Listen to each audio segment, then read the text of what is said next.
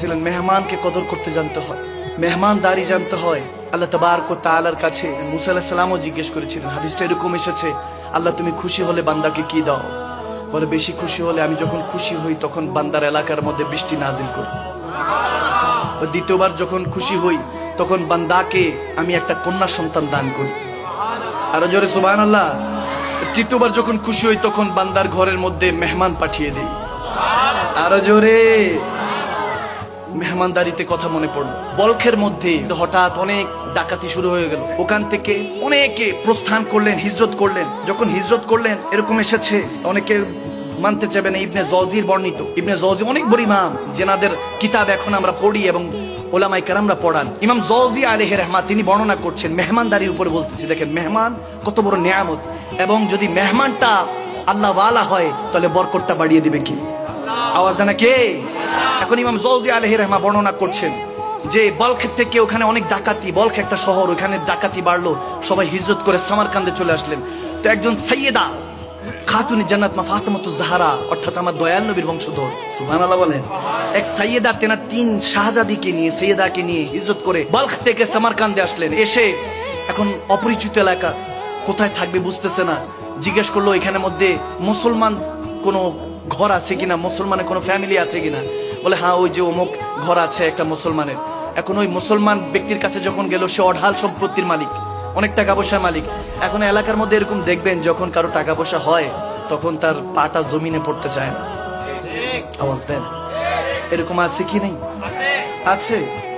টাকা পয়সা যখন আল্লাহ আপনাকে দিয়েছে, মনে রাখবেন আজ আপনি বাদশাহ, কালকে আপনি ফকিরও হতে পারেন, ঠিক না? আবার আজকে আপনি ফকির, কালকে আপনি বাদশাহ হতে পারেন, ঠিক না?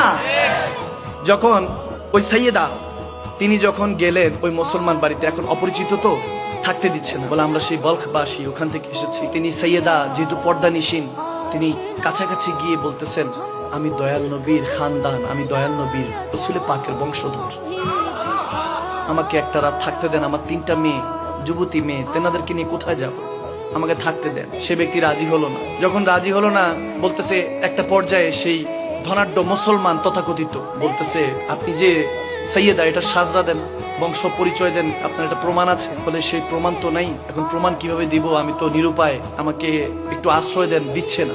আমি এই জন্য সৈয়দ সাইয়েদা যদি শুনি অনেক রেসপেক্ট করার চেষ্টা করি, কারণ আমার নবীর বংশধররা অনেক বেশি দামি, ঠিক না? কারণ নবীর বংশ নামাজের অংশ, সুবহানাল্লাহ বলে, নামাজের অংশ। আপনি নামাজের মধ্যে কিন্তু সালাম দিচ্ছেন নবীজি আল্লাহুম্মা সাল্লি আলা সাইয়্যিদিনা মুহাম্মদ ওয়া আলা আলি সাইয়্যিদিনা মুহাম্মদ। আমরা সালাম দেই কি দেই না? নবীজি এবং নবীজির আওলাদের উপর সালাম দেই কি দেই না? দামি। তো যখন এরকম হলো, সেই সাইয়েদাকে তো তিনি ওই খাতুনকে জায়গা দিলেন না। এর পরবর্তীতে তিনি জায়গা পাওয়ার জন্য যখন এলাকায় খুঁজতেছেন, একজনকে বললেন যে কোথায় থাকতে পারি, রাত হয়ে যাচ্ছে, কোথায় যাব? ওই তখন তো এত ভালো পরিস্থিতি ছিল না। বলতেছে মেয়েদেরকে নিয়ে যদি কোথাও যাই, আল্লাহ না করুক কিছু যদি হয়, টেনশনে পড়ে বলতেছে। তো এখন কিছু লোক বলতেছে এখানে একজন সাখী মানুষ আছে, দয়াবান, কিন্তু সে ইহুদি ধর্মের, বিধর্মী, সে ওই বাসায় থাকে। যখন এটা শুনলো যে ওই বাসায় থাকে, তিনি ওইখানে গেলেন, গিয়ে ওই ইহুদি লোকটিকে বলেন টাকা পয়সা নাই কিন্তু উনি দয়াবান, সুবহানাল্লাহ। বলতেছে, যখন বলছে আমাকে একটা রাত থাকতে দেন, তখন সাইয়েদা যখন বলতেছেন আমাকে একটা রাত থাকতে দেন, আমার সাথে 2-3টা মেয়ে আছে, আমি তো টেনশনে। তখন তিনি বলতেছেন আপনি কে? তখন সেই সাইয়েদা বলতেছেন আমি মুসলমানদের পয়গম্বর নবী মুস্তাফা মুহাম্মদ মুজতবা সাল্লাল্লাহু আলাইহি সাল্লামের আওলাদ হই, সুবহানাল্লাহ। আমি তেনার পয়গম্বরের আওলাদ হই। সাইয়েদা ঘরানা ইহুদি ওই লোকটা চোখের পানি চলে আসলো, বলতেছে কি বলেন, আপনি মুসলমানদের পয়গম্বরের আওলাদ, বংশধর, আমি কোথায় আপনাকে রাখবো, আমার ভাঙা ঘর। তাড়াতাড়ি ডাক দিয়ে বিবিকে বললে এই তুমি পরিষ্কার করো, ঘরটা পরিষ্কার করো, নতুন বাসন নিয়ে আসো, ওনাদেরকে যা তা বাসন দেওয়া যাবে না, সুবহানাল্লাহ বলে। যখন এরকম হলো তখন তিনি ওইখানে থাকতে দিলেন এবং বলেন মাগো আমার হালাল কিছু খাবার আছে, এটা আপনি গ্রহণ করুন। আমি তো জানি না সৈয়দাদেরকে কিভাবে বা সৈয়দ জাদাদেরকে কিভাবে এহতেরাম সম্মান করতে হয়, আমার জানা নেই, আপনি এটা গ্রহণ করুন। যখন এই কথাগুলি বলছে, সৈয়দা চোখের পানি ছেড়ে তেনার জন্য দোয়া করছে। তখন তিনি দোয়া চাইলেন, মাগো আমি অনেক বিপদে আছি, টাকা পয়সা নেই, কিন্তু আমি চেষ্টা করছি আপনাকে খেদমত করতে, আমি জানি না ভুল ত্রুটি হলে আমাকে ক্ষমা করবেন। তখন সে সাইয়েদা দুই হাত তুলে বললেন, আল্লাহ তুমি এই দয়াল নবীর গোলাম হিসাবে তাকে কবুল করে নাও, তোমার বান্দা হিসাবে, খাস বান্দা হিসাবে, নবীর উম্মত আশিক হিসাবে কবুল করে নাও, আমিন বলে। যখন এটা বলতেছে তখন তো ওই রাত পার হয়ে গেল। এখন ওই মুসলমান যে প্রমাণ চেয়েছিল যে আপনি কি সাইয়েদা, আপনার বংশ, আপনার সাজরা দেন, এটা দেন, সেটা দেন চেয়েছিল, সে যখন ঘুমালো, এখানে যখন দুনিয়ার চোখ বন্ধ হলো, ওখানে আল্লাহ কিসমতের চোখ খুলে দিলেন। সুবহানাল্লাহ। চোখ খুলে দিলেন, তখন দেখতেছে উনি এখানে ঘুমাইছে, ওখানে দেখতেছে উনি জান্নাতে হাঁটতেছেন। দয়াল নবীকে দেখা যাচ্ছে। যখন দয়াল নবীকে দেখা যাচ্ছে, তিনি কাছাকাছি গেলেন, গিয়ে বলতেছেন, ইয়া রাসূলুল্লাহ, আমি আপনার উম্মত হই, আমি আপনাকে অনেক ভালোবাসি। আমার নবী বলতেছে, প্রমাণ দাও, তুমি যে মুসলমান, প্রমাণ দাও। তখন বলছি, ইয়া রাসূলুল্লাহ, আমি তো মুসলমান, আমি কালমা পড়েছি, প্রমাণ কিভাবে দিব? বলে, তোমার কাছে আমার আওলাদ আসছিল, তুমিও তো প্রমাণ চেয়েছিলা। তখন সেই লোকটা ফজরের আযান পড়লো, হাউমাউ করে লাফিয়ে উঠলো, উঠিয়ে খুঁজতেছে ওই সাইয়েদারা কোথায়। খুঁজতেছে কেউ একজন বললো যে ওই যে ইহুদি, ওই তার ঘরে আছে, বিধর্মী তার ঘরে।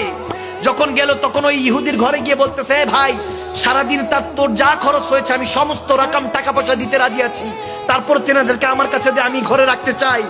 যখন এরকম বলতেছে, বলে, না না, গতকালকে চাইলে হয়তো, তুমি যে স্বপ্ন দেখছো আমিও সেই নবীর কলমা পড়ে স্বপ্ন দেখেছি, আমিও তেনাকে স্বপ্ন দেখেছি। আমার নবী বলেছে, টেনশন করিস না, তোকে আমি কালমার ছায়া তলে এনেছি। ওই সাইয়েদা দূর থেকে আমার জন্য দোয়া করেছে, নবীজি আমার স্বপ্নে এসে আমাকে বায়াত করেছেন, কলমা পড়িয়েছেন। আল্লাহু আকবার। তাহলে মেহমানদারি দামি না কম দামি? মেহমানদারি করা ভালো কাজ না খারাপ কাজ? ভালো কাজ। মনে রাখবে, মেহমান আসলে সম্মান করবে। আর আরেকটা বিষয়, যে বিষয়গুলি কেউ হয়তো অনেক সময় বলে না, সেটা হলো আমরা একজন আরেকজনকে সবসময় ছোট করার মধ্যে পড়ে থাকি, ক্রিটিসাইজ একজন আরেকজনকে। দেখা যায় যে আজকের মেহফিল শুনে অনেক যুবক যদি পরিবর্তন হয়, আগামীকালকে থেকে 5 ওয়াক্ত নামাজি হওয়ার নিয়ত করে, কেউ না কেউ এসে বলবে, হ্যাঁ দেখছি না ওই সিপাহি গিয়ে সুখ টান দিত। এরকম বলনেওয়ালা আছে কি নাই? মনে হয় এলাকার মধ্যে নাই। আছে, সব জায়গায় থাকে, ঠিক কিনা? মনে রাখবেন, যেখানে ফেরাউন আছে সেখানে মুসা আলাইহিস সালাম থাকবে, যেখানে আবু জাহেল আছে সেখানে আমার নবী থাকবে, ঠিক কিনা? ভালো থাকলে খারাপ থাকবে, খারাপ থাকলে ভালো থাকবে। এই কথাগুলি বলার উদ্দেশ্য একটাই, পরিবর্তন।